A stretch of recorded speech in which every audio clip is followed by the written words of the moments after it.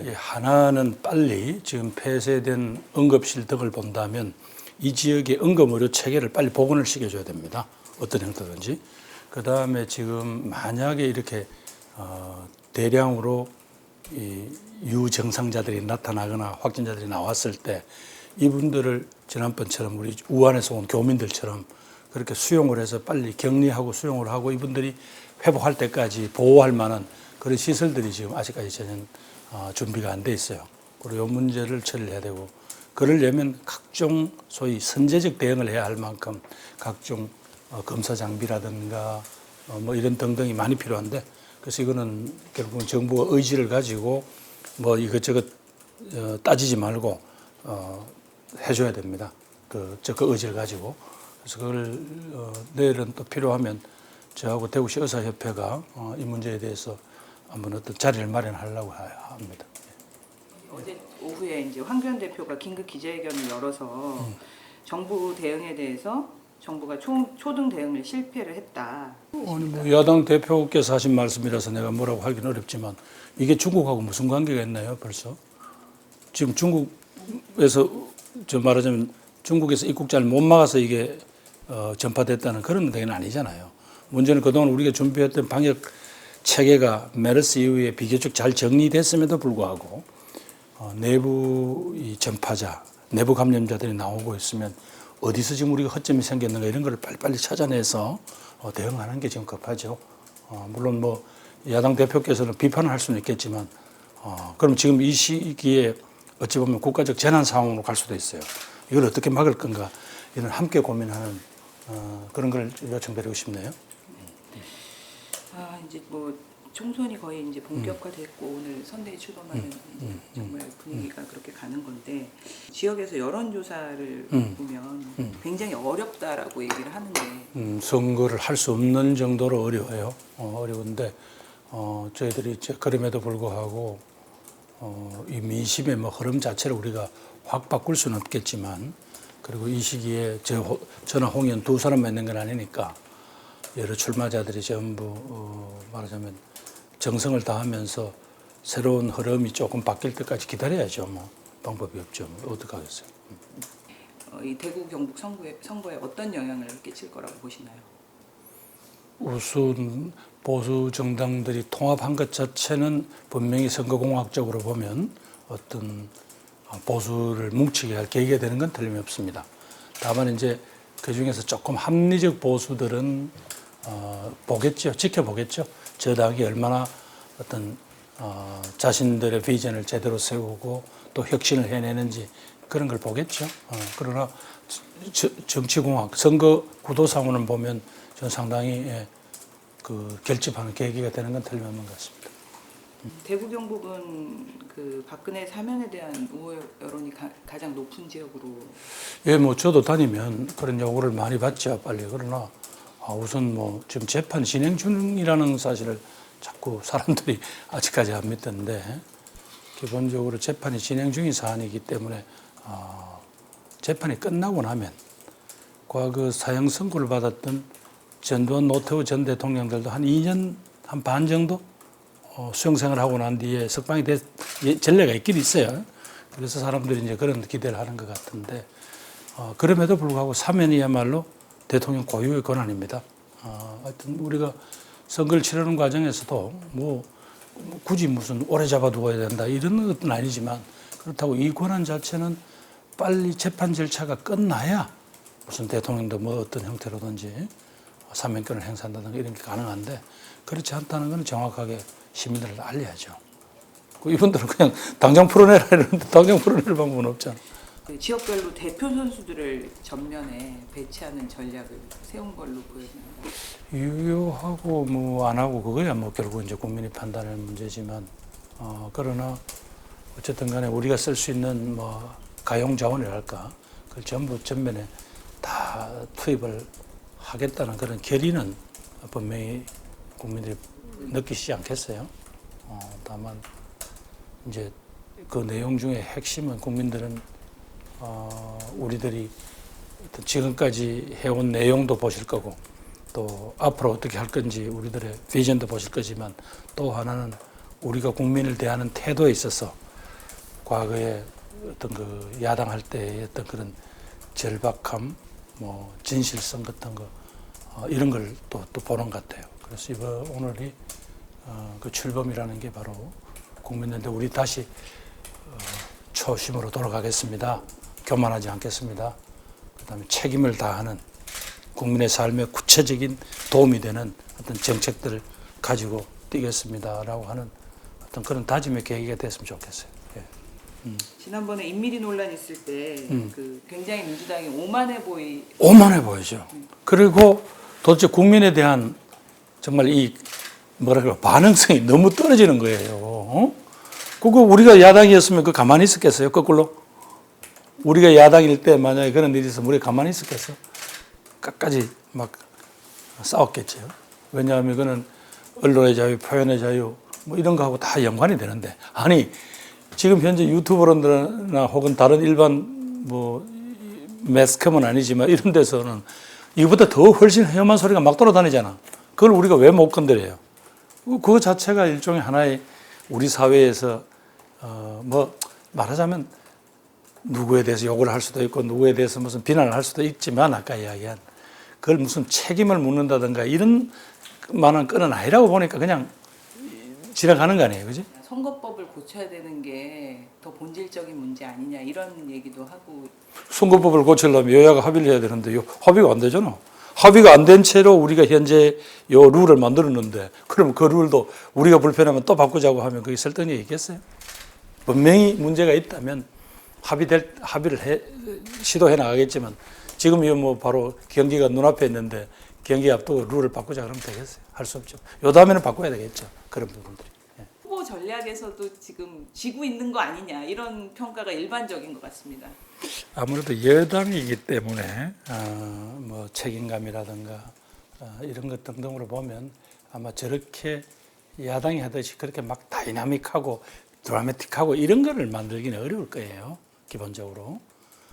그럼에도 불구하고 좀 너무 소위 밋밋하지 않느냐. 뭔가 이 참신한 새 인물의 등장이라든가 이런 게 보이지 않는다. 또 일종의 기득권화가 돼버린 의원들을 그냥 어쩔 수 없이 타협하는 거 아니냐는 그런 비판은 아프죠. 그렇다고 해서 아까 우리가 1년 전에 합의한 룰이 있잖아. 그럼 룰을 또 깨요? 그건 어쩔 수 없지 뭐. 그때 보면 이렇게 현역들은 평가를 해서 이렇게 한다, 뭘 한다, 감점을 한다, 뭐 이렇게 딱 정해놨잖아. 그리고 그걸 다 무시하고 또 다시 이렇게 할 수는 없죠. 아마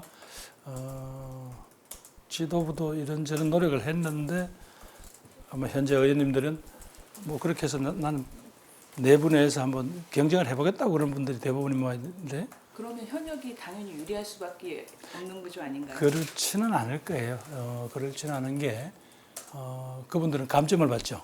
네. 한 20% 감점을 받지. 이쪽에 신인이면 신인 가점이 한 20% 되죠.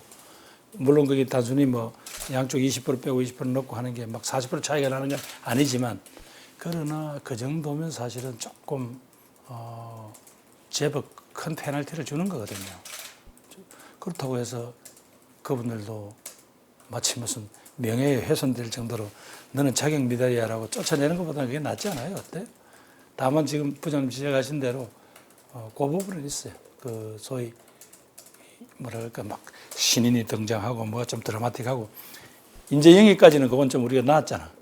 이제 영희까지는 그런데 이제 그런 부분들이 좀 부족한 건 사실이지만 그렇다고 어떻게 그래? 아까 이야기한 대로 룰을 우리가 1년 전에 이미 정해놓고 그리고 이제 와서 또 어떻게 해요? 선거에 굉장히 위험해질 수 있는데도 어쨌든 그 방식대로 가야 된다라고 생각하시는 건가요? 지금 현재 그러니까 요 룰 내에서도 지도부가 많이 노력했다는 건 우리도 알잖아요. 그런데도 안 되면 할 수 없는 거죠. 뭐 그거는 아까 이야기한 그건 국민의 심판에 맡기는 수밖에 없죠. 기존에 자유한국당은 위성정당이 결국은 현실화가 됐죠. 그거는 원래 이 제도 선거법 개혁의 취지가 뭐예요? 소위 원내 구성을 다양화함으로써 국민의 다양한 목소리를 제도권으로 끌어넣자는 그런 취지였잖아요. 그런 점에서 본다면 우리가 제일 처음에 이 제도를 물론 지금 제대로 된 원 디자인보다는 많이 후퇴했지만 그렇다고 해서 우리가 제일 처음에 손해볼 줄 몰랐나요? 알았잖아. 알고도 했잖아. 그래서 뭐 그걸 가지고 우리가 이제 와서 아유 제 집에서 꼼수를 쓰니까 우리가 꼼수에 당할 수는 없으니까 뭘 하자. 그건 있을 수 없는 일이고요. 다만 이렇게 됐을 때 아까 의석이라든가 이런 게 현재의 아까 밸런스가 깨질 수도 있다라는 뭐 그런 정부안의 지적이나 그런 게 나오는데 이걸 가지고 국회에서 막 그 당시 치열하게 양쪽이 격돌을 할 무렵에 의원들 사이에도 이야기가 나왔어요. 나왔지만 우리가 이건 일종의 하나의 국가 운영의 틀을 바꿔가겠다고 약속한 건데 우리가 어떻게 그런 꼼수 정당이나 위성 정당을 만들어요. 이거는 국민들한테 맡겨야죠. 뭐. 다만 이제 아까 이야기한 범진보들이 어떻게 스크램을 짜고 이거를 좀 방어하는 듯한 좀 큰 틀은 마련돼야 되지 않느냐는 건데 그거는 좀 고민을 해봅시다. 이건 뭐 구체적인 전략이라든가 이런 거는 이제 네. 여기서 같이 해봅시다. 해보는데 참 힘들더라고요. 그게 왜냐하면 지금 우리 당에서 만약에 정당 투표를 한다면 우리 당 지지자들이 이 정당 투표가 거의 반영이 안 될 거로 자꾸 생각을 하잖아요. 그렇잖아. 그런데도 우리가 비례대표에서 몇 석이라도 얻으려면 그분들이 우리 당에 투표를 해야 되는 거잖아. 그렇죠. 그래, 그렇죠. 이 17석에 대한 포션이 있으니까 그런 게 안타깝죠. 전략을 구체적으로 좀 더 고민을 해봐야 돼요. 이런 거는 이제 전술에 해당되겠죠, 그죠? 전술 전략 고민해봐야 되겠지만 이렇게 꼼수를 부리듯이 하는 거 그거를 우리가 한다면 그건 뭐 우리는 집단으로서 이거는 있을 수가 없는 일이죠. 다만 국민들이 그런 거 저런까지 다 보고 저는 균형을 잡아주지 않겠나 그런 우리가 손해 보는 만큼의 그런 그렇게 보는 역대 부장님 역대 쭉 선거를 보면 국민이 제일 현명하죠. 항상 평론가들이라든가 혹은 이 사람들 예측보다도 국민들이 다 절묘하게 만들어 주잖아요. 뭐 오늘도 그걸 믿읍시다. 그게 집단 지성이고 그게 민주주의의 힘이지 뭐. 그리고 그걸 안 믿고 뭐 어떻게 하겠어요. 자꾸 이렇게 거기서 무슨 교묘한 수를 내면 안 돼요. 정치란. 이번 선거에서 조국 프레임이 민주당에 도움이 될까요? 무슨 도움이 되겠어요. 그거는 자꾸 그러니까 정치를 자신들의 눈으로만 보니까 그런 거예요. 분명히 우리하고 전혀 다른 생각을 가진 사람도 있고 그러면서도 우리는 같은 이 공동체 안에 있다는 이 아주 냉혹하고도 분명한 현실을 인정을 해야죠. 아니, 우리끼리 모여서 그냥 박수 친다고 뭐 다 되고 이런 건 아니잖아요. 조국에 대해서 마음의 빚을 크게 졌다고 한 발언에 대한 비판의 목소리가 너무 많다 이런 얘기를 그렇죠. 들었어요. 예, 예. 아 수도권도 그래요? 네. 그 발언에 대해서 어떻게 생각하세요? 뭐 우리는 뭐 그 때문에 얼마나 혼이 나겠는데 그러니까 대통령이 조국 전 장관 개인에 대한 그런 신뢰라든가 또 애틋함이 있겠지만 그걸 그 자리에서 하신 거는 나는 적절치 못했다라는 생각이 드네요. 그런데 뭐 대통령께서 그런 마음을 표현한 걸 어떻게? 그러나 아까 이야기한 대로 그게 사람들한테 조금 상처를 준 건 사실이에요. 국민에게 그다음에 이어서 이제 물론 국민에게 사과를 했죠, 그죠? 그래서 국민에 대한 사과만 있었더라면 하는 아쉬움이 있어요. 뭐 여전히 진행 중이지만 이 사태가 우리 사회에 주는 교훈이라 그래야 되나? 그만큼 국민들이 이 기준이 높아진 것 같아요. 특히 공정이라는 데 대해서 아주 민감하죠. 그 공정이라는 게 어느 정도 국민의 눈높이를 따라가주지 않으면 그 다음에 우리가 극복하고자 하는 양극화, 불평등 이 문제를 어떻게 해볼 도리가 없잖아요. 어느 정도 게임의 규칙은 지켜진다. 공정하다라는 그 신뢰가 있어야 그 다음 그러면 그렇다고 해서 이렇게 출발선부터 차이가 이렇게 나는 이 사회가 유지가 가능하겠냐? 아니지 않냐? 그래서 이 사람들한테는 조금 더 도움다지를 만들어주는 게 사회적으로 옳지 않겠냐? 뭐 보편적 복지가 됐든 이런 이야기들이 먹힐 거예요. 오늘 유승엽 원내대표도 그 양반이 그 이야기를 하시잖아요. 그 소위 말해서 노동에 있어서 유연성을 확보하고 또 안정성을 확보하려면 결국 거기에 최소한도의 사회 안전망이 튼튼히 짜여져야지 사람들이 버티지 않겠냐.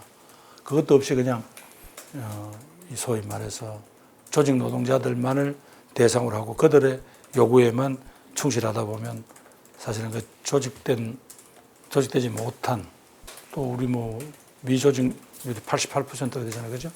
그분들의 삶과 이런 부분에 대한 그건 언제 말을 하려 아까 이제 그래 비판을 했다고. 오늘 그분들은 보니까 아주 누가 준비를 했는지 아주 상당히 그러니까 단순히 정부 여당을 그냥 비판하는 것을 넘어서서 우리 사회가 최소한 또 세워야 될 합의 또 우리 사회를 지속 가능하게 할 만한 어떤 길 이런 측면에서 오늘 상당히 오늘 유승엽 대표 제일 처음에 의원들이 웅성웅성 하다가 저번에 조용해졌지 기억나죠? 아까 보셨어요? 아주 연설 내용이 설득이 있었어요. 김부겸만의 위기관리법의 뭐 원칙이랄까 방향이랄까 뭐 그런 게 있나요? 저는 뭐 장관 때도 그랬지만 우선은 현장을 중시합니다. 그 현장의 목소리, 현장을 중시하고 그 다음에 결국은 그 지혜를 몇몇 뛰어난 사람들이 내는 거 아니에요. 결국은 조금 거칠게 이야기하면 국민들은 답을 알고 있어요. 그러니까 항상 우리가 교만하지 않으면 그게 다 저는 그 해법이 보인다고 봅니다. 그러니까 지금부터는 우리가 부족했던 거는 빨리 부족했다고 사과를 하고 그 다음에 이렇게 해보겠다라고 대안을 내고 또 좀 우리가 앞으로도 계속 하겠다. 지금까지 아직은 성과가 없었지만 사회의 방향으로 봐서 이 방향이 옳습니다라고 하는 거는 분명히 국민들에게 정확하게 의지를 가지고 설명을 하고 뭐 어차피 그래 봐야 한 2달이니까 그런 걸 보일 때 그 이상의 국민들한테 우리가 신뢰를 주는 게 뭐 있겠어요. 우리가 이제 이런 어려운 거는 우리가 여당이라서 그렇습니다. 국민들은 여당이 모든 것에 대한 총체적 책임을 져야 된다고 보잖아요.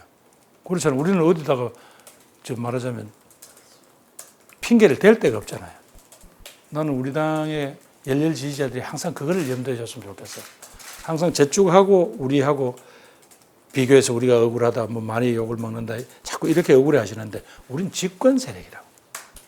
그래서 우리가 하고 싶은 말이 있더라도 한 번 더 참아야 되고 또 우리가 매를 맞더라도 좀 더 맞아야 되고 어쩔 수 없어요.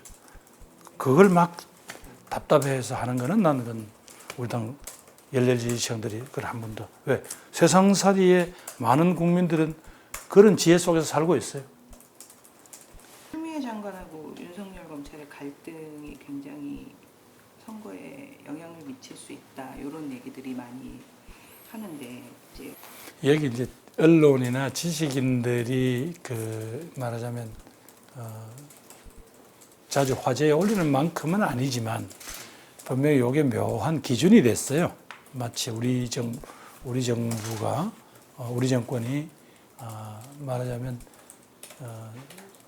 어떤 기준을 세워서 그 원칙에 따라서 운용하느냐 아니면 자기들한테 불리한 것은 외면하느냐 그걸 보는 어느 날 그것도 이 바로메타가 되는 거라서 가능한 한 빨리 쿨다운하고 어떻게 선거 국면인데 무슨 저 정당들 간의 정책 대결이나 이런 거 놓고 맨날 추 장관과 윤 총장의 어떤 대립 이야기만 나와서 우리가 어떻게 선거를 치르겠어요. 도움이 안 되지. 그것도 왜냐하면 두 분 다 대통령이 임명한 분이잖아. 그리고 문 대통령이 임명해서 이렇게 되면 이게 조금 더 자꾸 지지 부진이 오래 끌면 좀 우리가 국민들한테 그거 당하겠죠. 조금 무시당하겠죠. 이제 지도부도 추미애 리스크에 대해서 견제한 거 아니냐 뭐 이런 얘기도 있는데 추 장관이 굉장히 추다르크면서도 자기 고집이 굉장히 과거에 저 환노위원장 할 때 그 네. 당시 노동법 개정했는 걸 네. 보면 자기 고집과 그게 뚜렷하신 분인 건 맞죠. 맞지만 지금은 우리가 팀 전체가 잘해야 되잖아요. 추다르크 혼자가 이 상황을 어떻게 돌파할 수 있는 건 아니잖아요. 검찰 개혁이라는 과제도 분명히 제일 잘할 수 있는 분이라고 생각해서 대통령이 임명을 했겠지만 이렇게 자꾸 많은 이렇게 국민적인 논쟁만 자꾸 생산해내면 또 그리고 또 검찰 개혁이라는 게 그들이 할 수 있는 권한이 이게 남용되고 독점에 따른 그런 폐해를 우리가 막자는 거지. 검찰권 자체를 뭐 없애자는 거 이런 건 아니잖아요.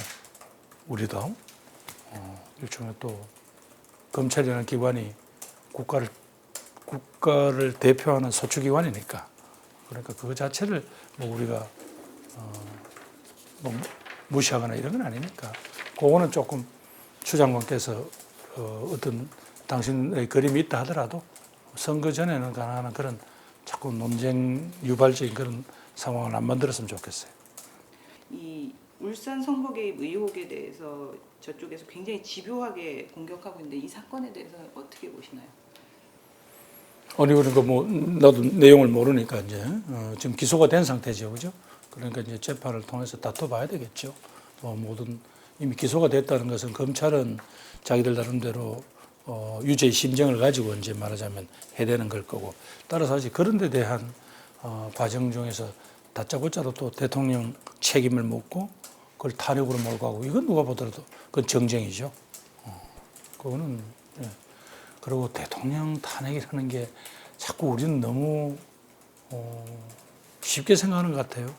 지금 우리 사회가 이렇게 양극화되고 힘든 것 중에 하나가 좋든 싫든 박근혜 대통령 탄핵 과정을 겪으면서 사실은 깊은 고립화인 것도 사실이잖아요. 보수와 범진보 사이에. 그리고 거기에 분명히 지난번에는 상식을 가진 많은 국민들이 그 흐름이 옳다 그래서 그게 그걸 해준 건데 지금 과연 이 문제에 대해서 대통령 책임이 있으니까 대통령 책임지라고 많은 상식을 가진 보편적인 상식을 가진 분들이 그렇게 거기에 합류하는 건 아니잖아요. 그러니까 야당이 정치공세라고 우리는 보는 거죠. 제가 이 책을 읽다가 보니까 검찰에 대해서 보수 정권 때는 흔들리고 진보 정권 때는 흔들어댄다. 뭐 저 양반이 그래도 저 옛날에 그 이제 막 그 소위 요접 앞 정권에서 국정원의 선거 개입을 집요하게 파헤칠 정도의 이 배짱과 그게 있으니까 뭐 나는 윤 총장이 무슨 일을 하는 데 있어서 막 이중잣대를 들이댄다 그러고 보지는 않습니다. 그러나 검찰 조직 한 1,500명 되나요? 검사가? 좀 더 되는 거예요. 뭐 하여튼 예. 그분들 자체가 가지고 있는 분명히 그동안 견제받지 않는 권력으로서의 속성은 분명히 있는 것 같아요. 그래서 아마 이 어느 순간 뭐 윤 총장 자신도 자신의 의지보다는 검찰이라는 그 어떤 집단이 가진 의지에 어느 정도 일정 부분 좀 견도된 게 아닌가 그런 생각도 들던데요. 뭐 그래도 그동안 대통령께서도 한 2차례 그 뭐 흔들릴 때도 어쨌든 신임을 표시했잖아요. 뭐 그런 걸 보면 이런 일도 뭐 처리를 하거나 뭘 하는 데 있어서 나는 어느 정도 정도를 지킬 거라고 하는 그런 기대는 있습니다. 윤석열 총장이 차기 보수 지도 그 차기 선호도에서 2등 언론이 조금 지나치게 그거는 조금 너무 정치를 희화한 겁니다. 어쨌든 검찰총장이라는 자리가 중요한 자리고 국가의 어떤 그 핵심 포스터고 또 언론의 주목을 받고 뭐 그런 건 맞지만 그렇다고 그 검찰총장을 그냥 바로 대통령 후보에 넣어가지고 하는 것도 조금 너무 난 진지하지 못한 일이다 그렇게 생각하고 또 아마 그런 문제 때문에 무슨 그게 자기가 흔들리거나 이럴 사람은 난 아니라고 봅니다. 윤 총장이 대구 고등검찰청에 일종의 유배 생활을 하러 온 적이 있어요. 그럴 때 이제 몇 번 만났는데 비교적 강단이 있고 또 자기 소신도 뚜렷하고 그러면서도 또 보는 눈이 그렇게 좁지 않더라고요. 대통령께서 뭐 그런 거 저런 걸 다 판단하셔서 발탁했지 않겠어요?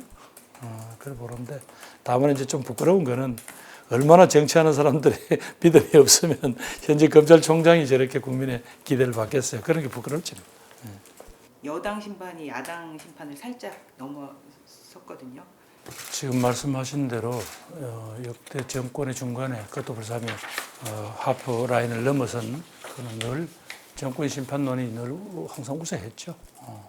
회고 투표가 되는 게 또 일반적이고 그러니까 늘 긴장을 해야 되는데 사실은 그동안 좀 야당이 질이 멸렬했던 건 사실이잖아요. 그 덕을 봤지만 이제는 이제 뭐 그런 것에 기대해서는 안 된다고 봅니다. 그러니까 난 다시 거듭 이야기를 하지만 우리가 잘못하고 부족했던 거는 빨리 시인을 하고 사과하고 대안을 내놔야 됩니다. 우리 우선 국민들은 우선 그 모습부터 보고 싶어하는 것 같아요. 그 다음에 우리가 해낼 수 있는 우리 사회를 좀 건강하고 긍정적인 방향으로 바꿀 수 있는 뭔가를 내놔야 되죠. 그게 어쩌면 복지일 수도 있고 분배일 수도 있고 어떤 새로운 어떤 신산업, 산업 성장의 동력일 수도 있고 뭐 그런 걸 엮어야 일자리도 나오고 청년 문제도 해결하고 또 그런 거를 제대로 엮어야 오늘 저분도 이야기를 했지만 유승엽 의원도 이야기를 했지만 그런 걸 엮어야 저출산 문제도 어떻게 풀어가겠다는 해법이 나오죠. 이대로 계속 어머 어떻게 이렇게 갈 건 아니잖아. 아직도 2019년 통계가 안 나왔는데 인구 통계가 만약 0.92 뭐 지난번에 그렇죠. 그 정도 작년에 0.89였던 걸로 기억합니다. 작년 마지막 4분기에 네, 네. 그래서 0.92 정도 되는 모양인데 점점 악화만 되고 있잖아요. 여기에 대해서 어떤 여성의 재취업을 어떻게 지원한다든가 무슨 다양한 아기를 놓는 것이 한 여성의 삶 자체를 거의 포기해야 되는 것이 않는 제도를 뭘 내놓고 이래야 그분들한테 무슨 정치에 대한 효용성이 있을 거 아니에요. 이제는 조금 정말 정치가 우리들의 어려움을 알고 뭔가 답을 내놓는구나. 뭐 이런 게 있어야 그분들은 또 설득을 할 거 아니에요.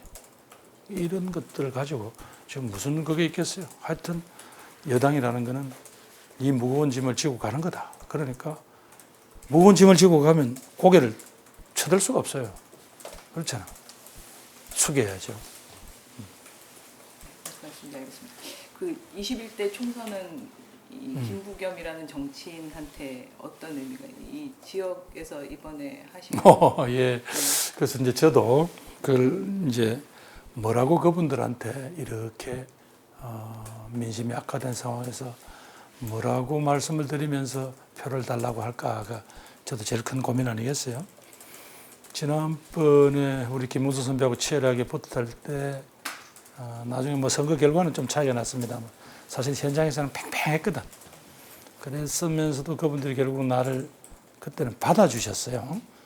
이 친구가 한 번 출마하고 떨어지면 도망갈 줄 알았는데 버텨주고 두 번 떨어지고 그래서 그걸 받아주셨다면 또 그때는 상대적으로 시민들이 여유가 있었어요. 왜냐하면 당신들이 여당이었으니까. 근데 지금은 아까 이야기한 좀 그런 절박함이 있어요. 그 절박함 속에서 김부겸을 선택한다는 것은 김부겸이가 무슨 다른 그분들에게 던져줄 수 있는 무슨 기대라든가 무슨 가치라든가 뭐가 있어야 되겠죠. 선물이라든가. 이제 그걸 저도 뭐 고민을 하고 있습니다. 그냥 섣불리 무슨 뭐 이 지역에 뭐를 개발해 주겠다든가 뭐 어디서 무슨 이런 거는 건 아닐 거라고요. 이 도시에 어떤 새로운 가능성을 만들어 가겠다는 뭐가 있을 텐데 뭐 그걸 조금 준비를 해야죠. 뭐 흔히 이야기하는 대로 무슨 여러분 당선시켜 주면 다음에 뭘 하겠습니다라는 이런 어설픈 딱 정제되지 않는 그런 정치적인 슬로건은 지금 아직은 먹힐 분위기가 아니에요. 만약에 승리하시게 된다면 네. 조금 더 큰 꿈에 대해서 그러니까 생각해보시는 그런 부분들은 아까 이야기한 대로 제가 좀 따듬어야죠. 그러니까 막연히 그냥 제 야심을 뭐 드러낸다.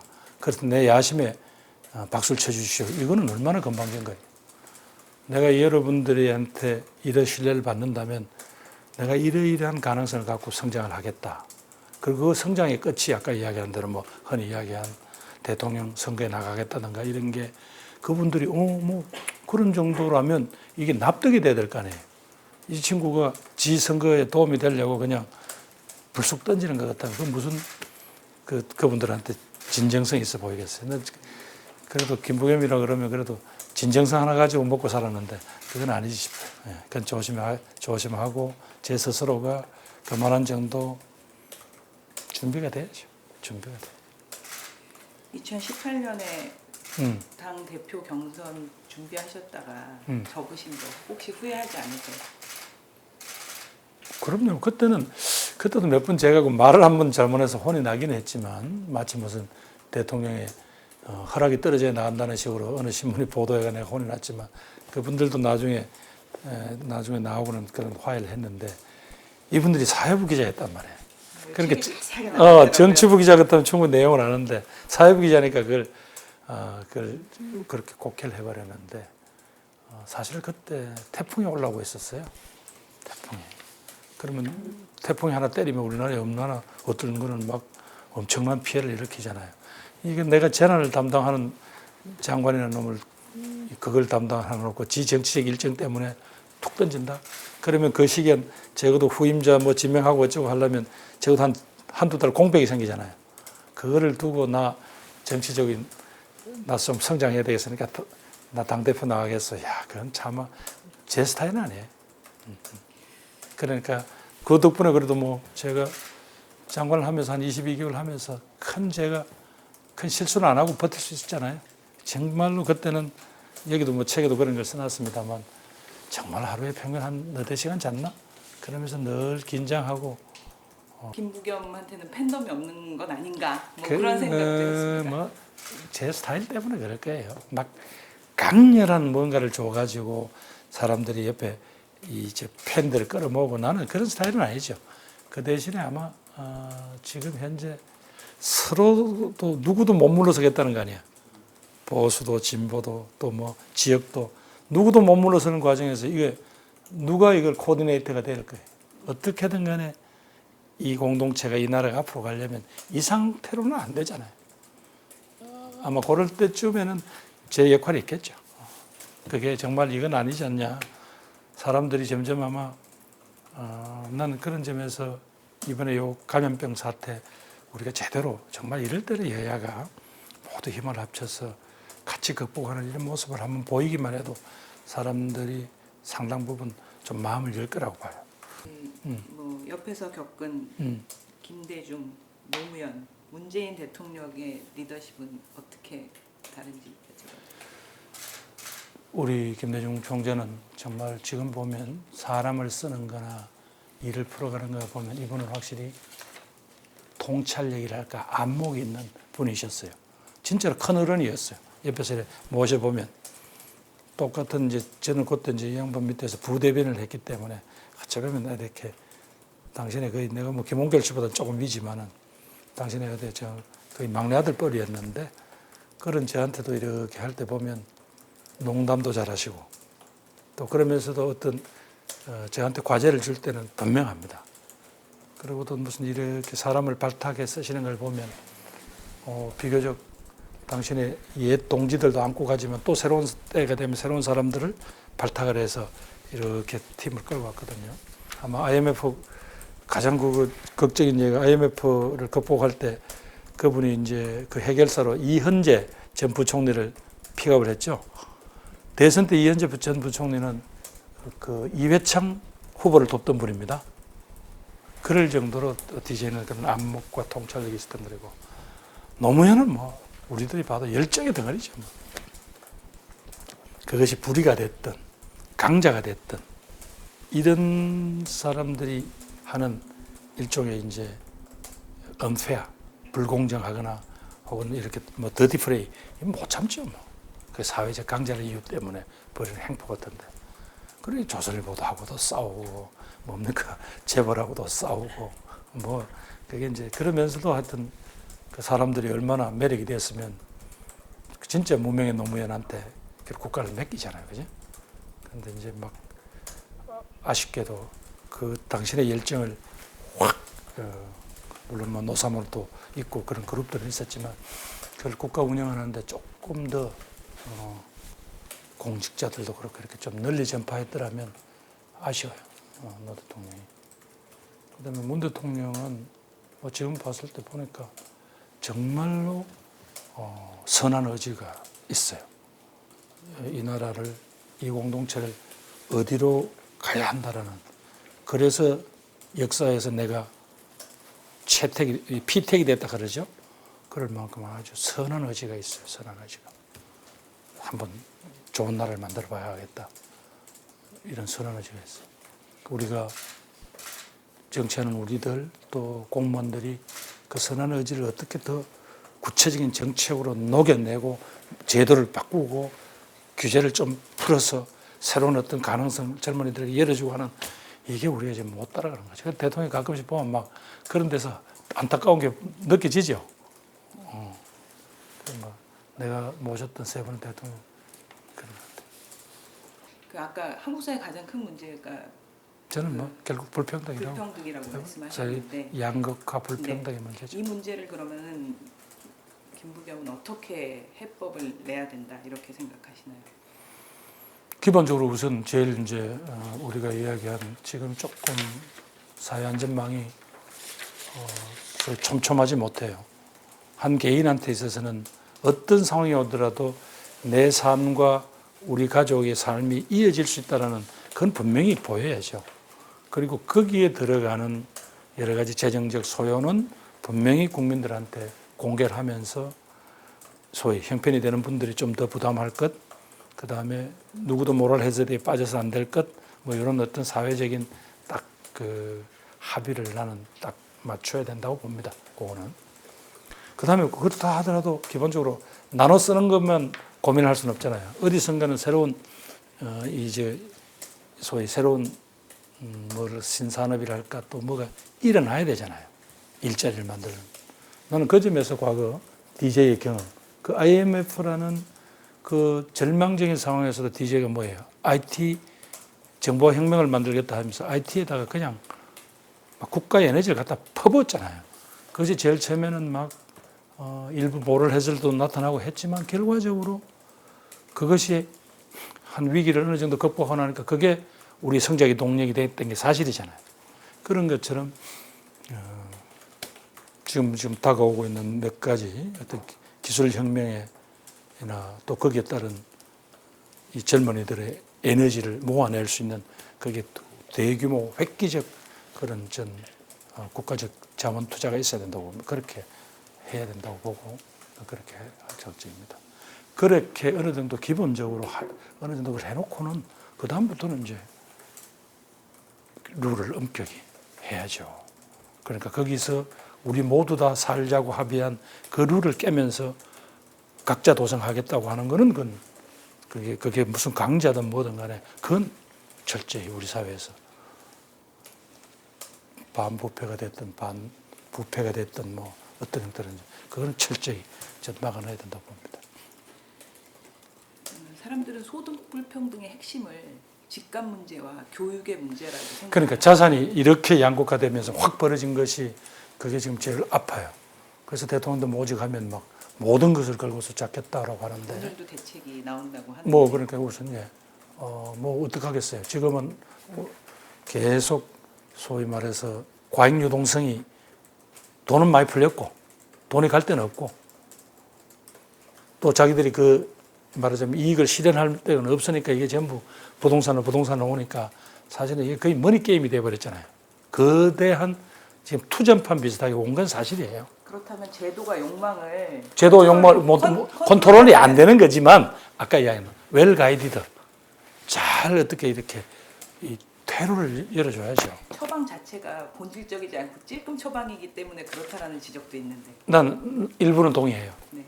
처음에 사실은 저거를 할 때 강남에서 저 왜 처음 1차 그 대책 발표할 때 당시 나는 행안부 장관이니까 나는 그거 하자고 그랬거든.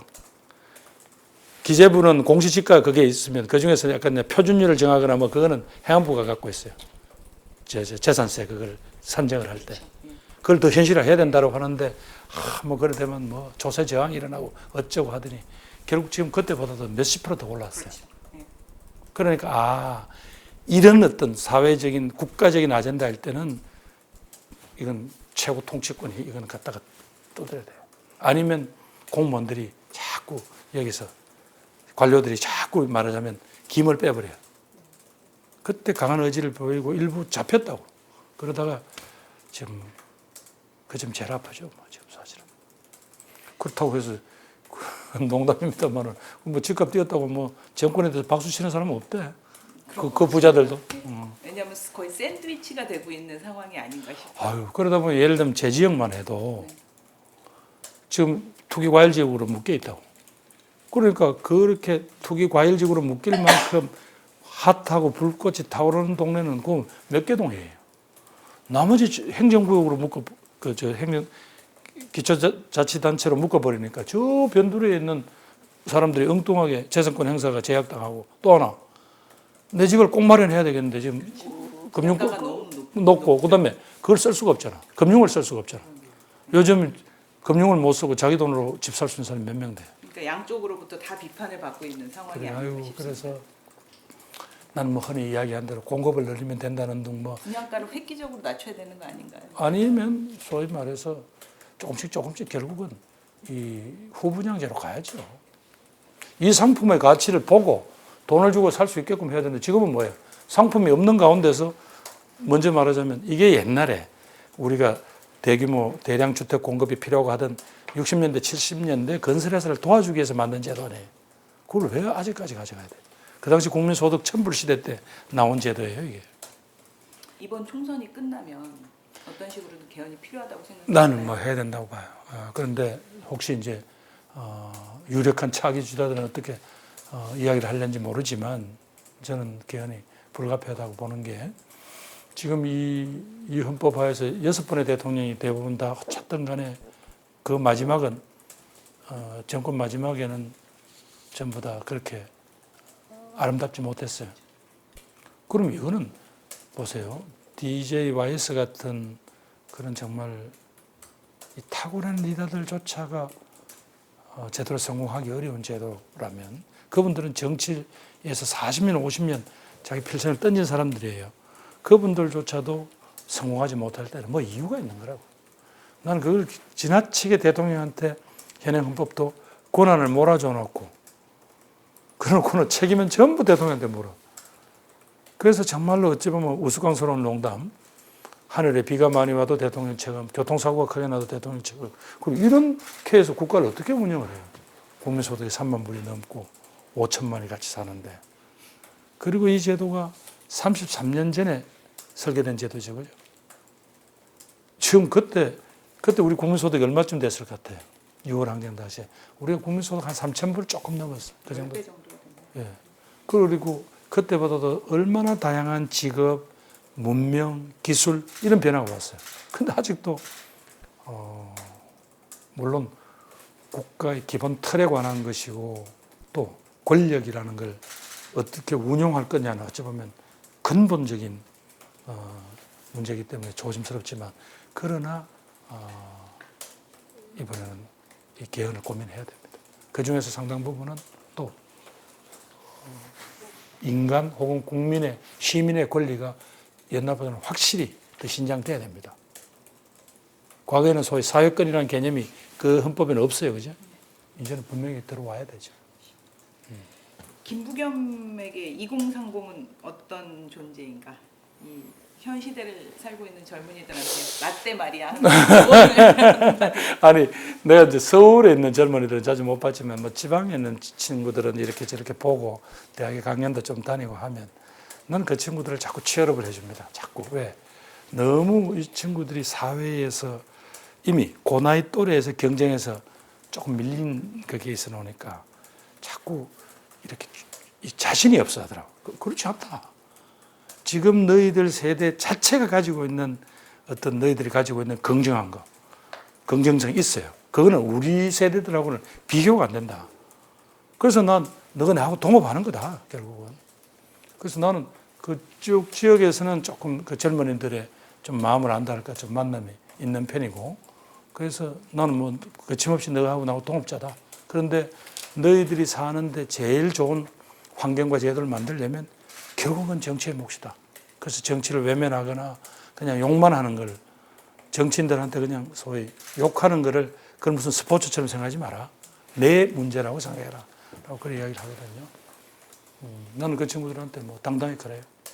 나하고 동업을 하는 거다. 그러니까 문제를 발굴하고 문제를 던지고, 또 나는 그 문제를 전달하고, 또 필요할 때는 나도 거기에 참여해서 해법을 마련하고, 그렇게 하는 거다, 지금. 근데 계속 정치, 아유, 더러운 것, 꼴보기 싫은 것, 외면만 하지 마라. 그렇게 친구들 요청하죠. 최근 20년간 가장 큰 뉴스는 뭐라고 생각하시나요? 좀 낯간지럽지만 나는 그 기생충이 이 아카데미 시장인 거라고 봐요. 왜냐하면 어쨌든 그동안 한국에서도 많은 영화를 만들고 해서 아카데미 안 받아줬다 이런 걸 떠나서 어쨌든 미국이든 유럽이든 많은 관객이 드는 거 아니에요. 그 이야기는 기생충에서 그렸던 그게 말은 통하지 않고 물론 자막이 있겠지만 공감이 된다는 거 아니에요. 그건 핵심은 뭐예요? 이 불평등과 이 양극화가 가지고 있는 우리 사회의 인간의 삶의 막 그 엉클어짐 같은 이런 거를 적나라하게 그려놨잖아요. 그죠? 그러면서도 이제 그건 봉준호 영화의 강점이라 합니다만은 악인과 선한 사람을 이렇게 그린 게 아니라 우리를 다시 한번 되돌아보게 한 거고 그것이 그동안 말로만 지극히 지극히 자신의 모습들이 그것이 바로 세계적인 거다, 로컬이 곧 글로벌이다라고 했던 게 그동안은 그게 실감이 안 났는데 이번에 한국어로 만들어진 영화 한 편이 전 세계에 먹힌다는 거는 그만큼 전 세계가 이 아픔을 지금 같이 안고 있다는 이야기잖아요. 그걸 확인시켜 준 것만 해도 대단한 사건이라고 봐요. 물론 다른 여러 가지가 있습니다만 우선 조금 너무 또 시류에 또 편성하는 것 같아서 좀 낯간지럽지만 저는 그래 봅니다. 왜? 이제 우리가 던진 문제를 세계인들이 공감을 하고 또 거꾸로 세계인이 공감을 한다는 건 세계가 지금 이 병을 함께 앓고 있다는 거 아니에요. 저는 그래 봅니다. 김부겸이 꿈꾸는 앞으로의 20년 후의 대한민국은 어떤 모습이었으면 하시는지. 진짜로 진짜 함께 잘 사는 나라 한번 함께 우리도 진짜 함께 잘 살아보고 싶어요. 이렇게 그냥 양극화도 하나도 쉽지는 않지만 그래서 내가 공정, 공평, 공존을 이야기하는 가장 큰 이유가 이 함께 잘 살지 않으니까 늘 불편하고 아프고 문제가 끊임없이 일어나잖아요. 그런데 우리가 바라보는 선진국들은 그래도 자기들이 전부 자기 역할을 하면서 그게 물론 한 1,000만, 2,000만 이런 정도의 규모라도 그렇지만 그게 보면 모두 다가 이렇게 긴장하고 쓸데없이 싸우고 이러지 않아요. 그리고 잘 살아가. 그 나라도 우리처럼 이런 고민이 없었겠어요? 저출산, 발전 동력, 일자리 다 고민이 있을 텐데 어쨌든 그 나름대로 자기들은 문제가 발생하면 머리를 맞대고 해결을 해내잖아요. 그런데 그 나름대로 자기들끼리 합의한 수준이 있을 거라고. 저는 빨리 그게 결국은 지금 이 인생의 출발부터 확 차게 나도록 되어 있는 이 제도 일정 부분 우리가 도와줘야 됩니다. 이제 그게 토대가 되면 결국은 서로 상대편을 죽일 원수로 보는 게 아니라 같이 살아가야 될 파트너로 인정을 하게 되는 게 이제 공존이 오겠죠. 그러면 결국 우리가 꿈꾸는 나라는 함께 잘 사는 나라. 정말 우리 50년 전에 박정희 대통령 시절에 새마을 운동할 때 그 구호가 뭐예요? 우리도 한번 잘 살아보세요. 한 번. 한이스런 말이야. 우리도 한 번. 지금은 이제 그게 아니라 이 정도면 말하자면 객관적인 그건 많이 됐잖아요. 그런데 우리끼리 서로 간에 합의해서 문제를 하나하나 풀어가는 우리가 아직 그런 지혜를 우리가 못 갖췄어요. 우리도 함께 잘 살아보자. 그런 생각입니다. 오마이뉴스 창간 20주년 축하 얘기. 오마이뉴스 독자 여러분 또 오마이뉴스 설립 또 여러 직원 여러분들 또 기자 여러분들 축하합니다. 20주년 이제 벌써 이제 우뚝 섰네요. 20년 전에 제가 그 무렵에 막 정치권에서 국회로 들어왔을 그 무렵입니다. 그때 바로 인터넷으로 뉴스 생산이 가능하고 유통이 가능한 모습을 보였고 모든 시민은 기자다라는 그 모토가 그렇게 사람들을 강렬하게 또 열정적으로 만들어 주셨어요. 앞으로는 정말 이 끝갈 때 모르는 이 양극화와 탐욕 속에서 우리 국민들을 다시 같이 살려주는 그런 역할을 오마이뉴스가 해주시기를 기대합니다. 오마이뉴스 화이팅!